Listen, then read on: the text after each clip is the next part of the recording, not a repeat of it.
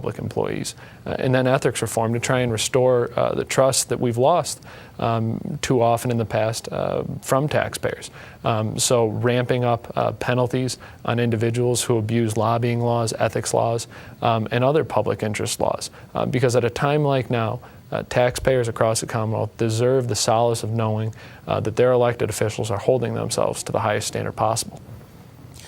When you ran for election the first time, did you expect that all of these things would be on your plate? I mean, I would find this very discouraging. You know, I did not expect all of these things in any way whatsoever.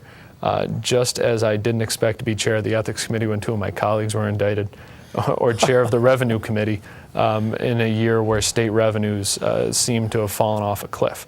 However, I cannot help but be hopeful and optimistic when I go about my daily work. You know, I am lucky enough to meet incredible individuals all across my district and all across this Commonwealth who, despite how bad the news may be, continue to persevere, continue to move forward, continue to find ways to do more with less, and live their life to the fullest.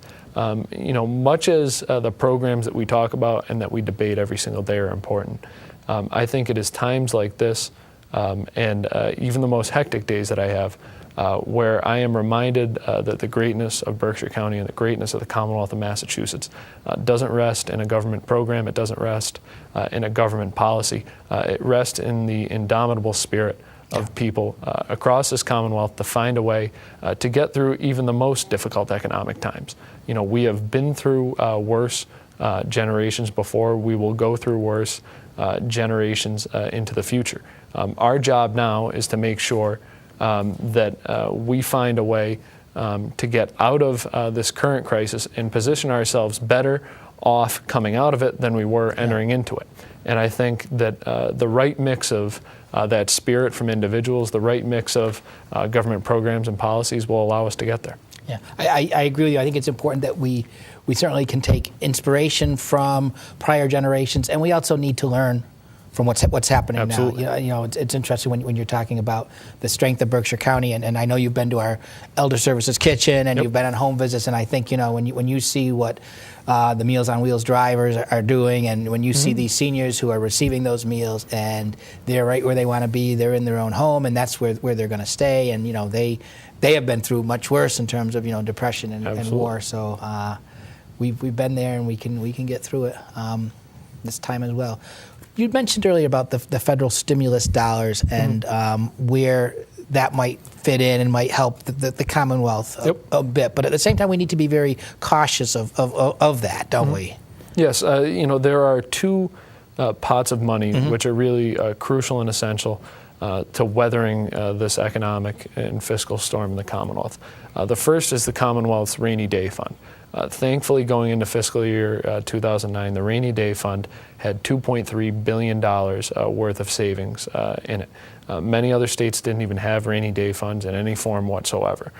In this past year, even as we've made all of the cuts I outlined before, we've also used $1.3 billion worth of the Rainy Day Fund to try and make those cuts as harmless as possible, as shallow as possible. So that has been essential. Thankfully, also the federal government, the Obama administration, with help from Congressman Oliver and Senators Kerry and Kennedy, were able to secure a large pot of money for states to use as stabilization funds through these difficult economic times.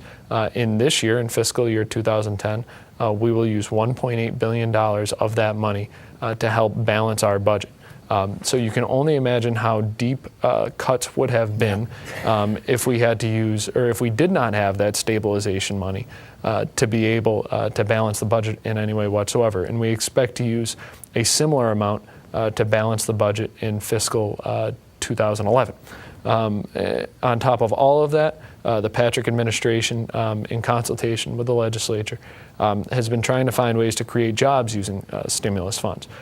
So I believe we will see in the not too distant future announcements about more road projects, more projects to weatherize thousands of homes in Berkshire County and Commonwealth-wide. We will see more projects for the subsidizing of solar panels and wind turbines, and for different firms in the clean energy economy, places that are going to build the next set of blue-collar jobs, but they're going to be green-collar jobs, which will help us not only address our energy and environmental challenges, but will put people back to work at wages they can live on. And that's the answer. Absolutely. Yeah. It absolutely is. Great. We've got about a minute left. Any area that we haven't touched on that you'd like to talk about? No, I would just say this. I think one of the constant struggles that I have covering my district, or in this job in general, is that I think people are often very hesitant to reach out to state government.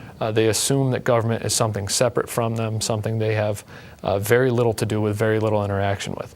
And I would say that in particular at a time like this, but in any time, that individuals, seniors or otherwise, should never hesitate to reach out to my office. We will not always have the answers, but I have an incredibly dedicated staff, and I am incredibly good at using Google to try and come up with the answers if I can't find someone who's got them. So we will work our hardest to try and meet any problem or challenge that you have, or answer any question that you have. So don't hesitate to reach out. That's what we're there for. Great. That's a great closing message. Thank you so much, Ben, for being with us today. We hope that you've enjoyed this conversation with State Senator Ben Downing. Thanks for joining us today.